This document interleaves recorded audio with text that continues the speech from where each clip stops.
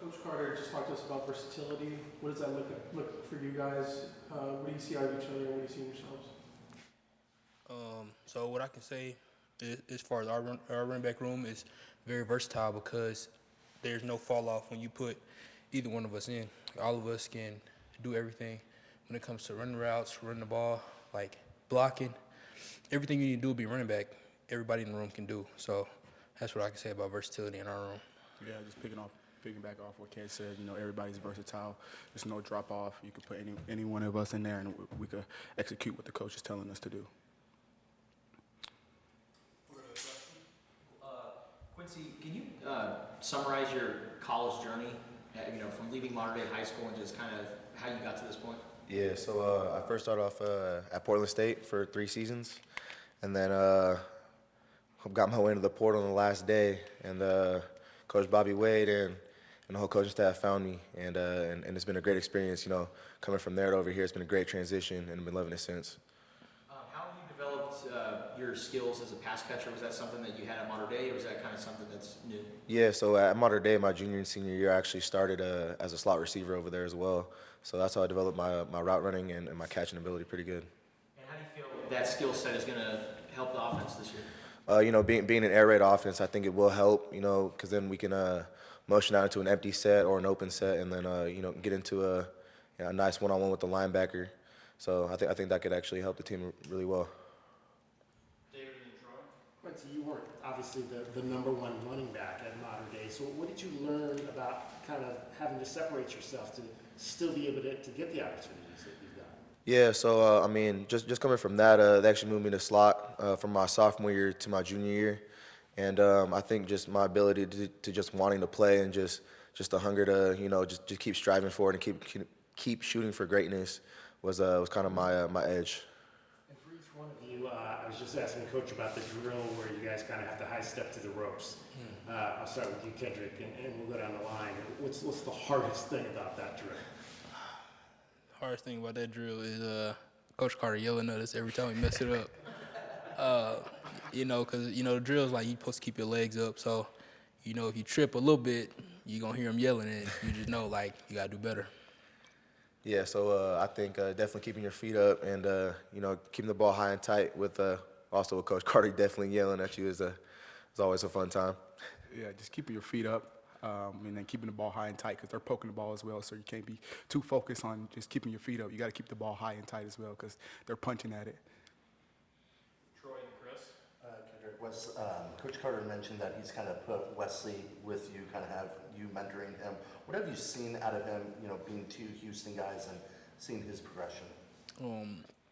Wesley is really explosive, and his desire to learn the offense, it's amazing. But I see a lot of myself and Wesley as a freshman because I didn't know everything, but I wanted to learn it so bad. So that's why I feel for Wes because I feel like I'm looking in the mirror and I look at him.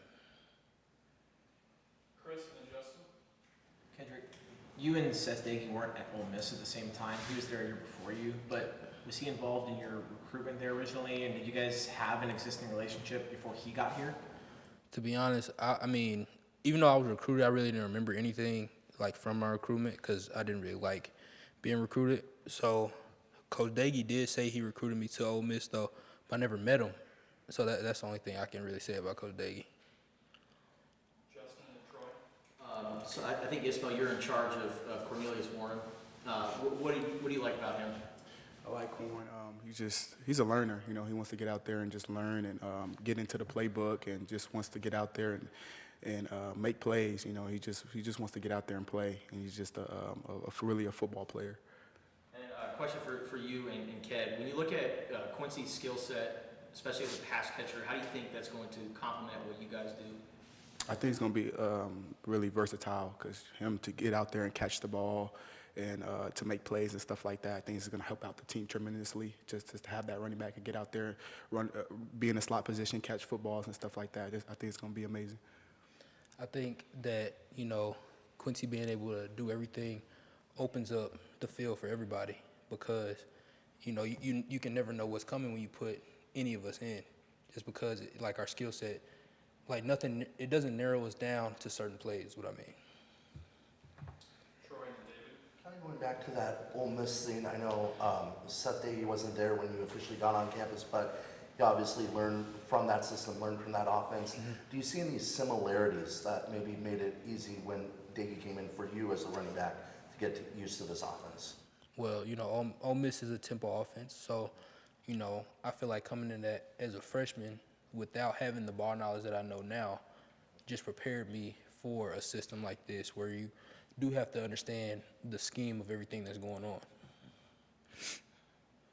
David and then Jason.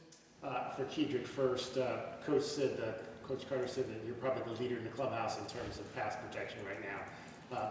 How would you describe yourself in pass pro, and maybe what makes you you that guy he's comfortable with protecting them?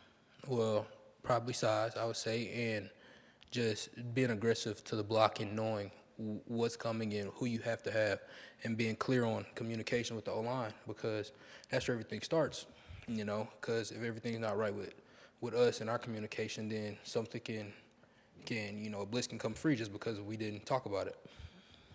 And for you, Quincy, you obviously played with Leviticus in high school. What do you see from him now, being back with him again? Coach Gonzalez the other day said that he's been as good as he's seen him since he got here. Yeah, no, it's great, to meet back up with a fellow high schooler modern day. He's a great player. He's very fast to the ball. He's very physical. And, that's something that was seen, throughout high school. And it's good to be back with him. And another one of your teammates is up the street in Tempe. Yeah. Brown, have you guys started the rivalry talk already? A little bit, but we're still cool with each other.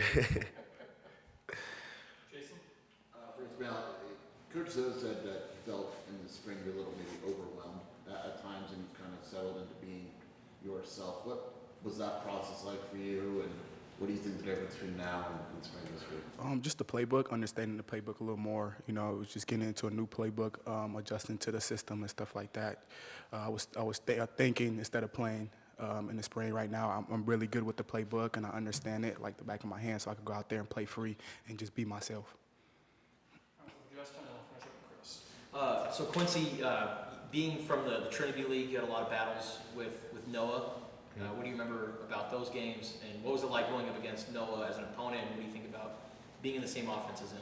Yeah, so playing against them, them being at Serva and us being at Modern Day, it was a very big rivalry for us. And he was always a ball player, him and T-Mac. And they always had a good team, especially out those 4 years that they were there. And we always had, a great rivalry between us. But, coming here now, I think I think his level of knowledge and understanding of the playbook and the scheme and everything like that kind of made me want to dive deeper into that.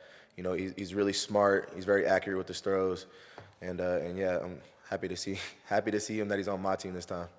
And Kedrick, you were part of the unit last year. We really didn't see you guys reach your maximum potential just because the thing with Ja'Cory and Speedy. Now that you guys have all the pieces here, when it all clicks, how does that look? It's unstoppable. That's it. You can't stop it. It's hard to stop something that you can't predict, Final question to Chris. Kind of piggybacking off of that, Coach Carter also said that if this room reaches its full potential, you guys are making a bowl game. You guys are going to the Rose Bowl. What are your guys' thoughts on that? And where do you guys think, are you guys focused on kind of the end picture, or just taking it day by day, game by game? What's the approach? Well, it's not just this room. It's the receivers, the tight ends, the O-line, quarterbacks. Everybody has to be in sync. Everybody has to reach their full potential for us to be able to go to a Rose Bowl like that. But I can tell you it's for sure going to be this room. But yeah, I'll piggyback off what he said. We have everybody that we need in the building. We got all the potential, all the everything that we need. So we're excited to get out there and compete and take it day by day. All right. Thank you, everybody. Thanks, guys.